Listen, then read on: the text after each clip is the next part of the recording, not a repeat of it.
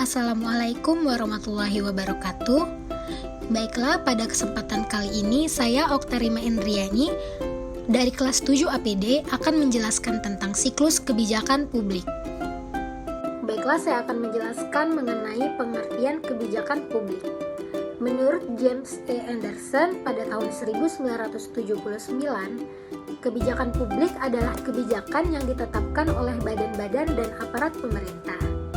Menurut Anderson pada tahun 1984, kebijakan publik adalah a purposive course of action followed by an actor or set of actors in dealing with a problem or matter of concern, atau serangkaian tindakan yang dipilih secara sengaja oleh seorang aktor atau sekelompok aktor yang dimaksudkan untuk mengatasi suatu masalah.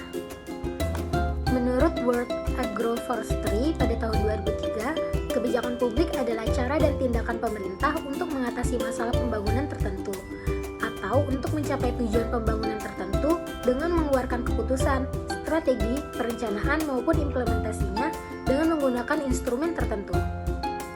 Menurut W.N. Dan pada tahun 1994, kebijakan publik adalah tindakan yang dilakukan oleh instansi pemerintah atau pejabat pemerintah dalam bidang masalah yang luas, misalnya pertahanan, energi, kesehatan, pendidikan, kesejahteraan, pengendalian kriminalitas, urbanisasi, dan lain-lain. Menurut George Edward ketiga, kebijakan publik adalah apa yang dikatakan dan dilakukan atau tidak dilakukan oleh pemerintah. Kebijakan merupakan serangkaian tujuan dan sasaran dari program-program pemerintah. Menurut David Easton, kebijakan publik adalah alokasi nilai yang otoritatif untuk seluruh masyarakat. Akan tetapi, hanya pemerintahlah yang dapat berbuat secara otoritatif untuk seluruh masyarakat dan semuanya yang dipilih oleh pemerintah untuk dikerjakan atau untuk tidak dikerjakan adalah hasil-hasil dari alokasi nilai-nilai tersebut. Dari pengertian-pengertian tersebut, dapat disimpulkan tidak ada definisi kebijakan publik yang bisa diterima secara umum. Pendefinisian kebijakan publik harus mempunyai pengertian mengenai apa yang sebenarnya dilakukan daripada apa yang diusulkan dalam tindakan mengenai suatu persoalan tertentu. Hal ini dimaksudkan karena kebijakan merupakan suatu proses yang mencakup pula tahap implementasi dan evaluasi, sehingga definisi yang hanya menekankan pada apa yang diusulkan menjadi kurang memadai. Selanjutnya adalah siklus kebijakan publik. Siklus kebijakan publik dibagi menjadi 5 tahap, yaitu tahap penyusunan agenda, tahap formulasi dan legitimasi kebijakan, tahap implementasi kebijakan, tahap evaluasi dampak kebijakan, dan kebijakan baru. Tahap penyusunan agenda.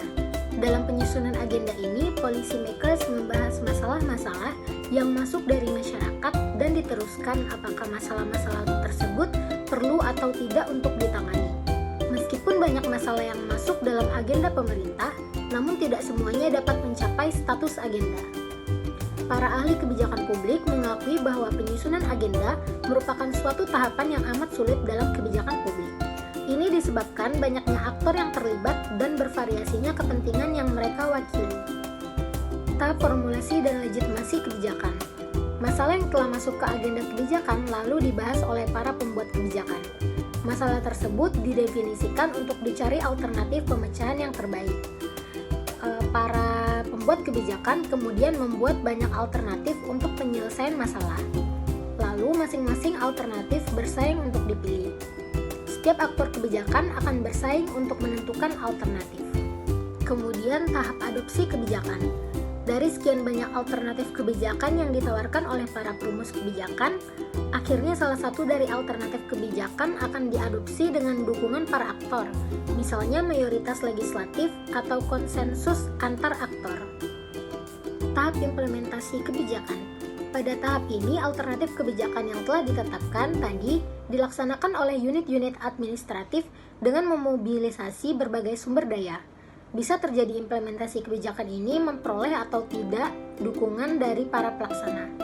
Informasi konsekuensi sekarang dan masa lalu diterapkannya alternatif kebijakan termasuk kendala-kendalanya. Evaluasi kebijakan. Kebijakan yang telah diimplementasikan kemudian dinilai untuk melihat sejauh mana atau tingkat keberhasilan kebijakan yang dibuat telah mampu memecahkan masalah untuk meraih dampak yang diinginkan.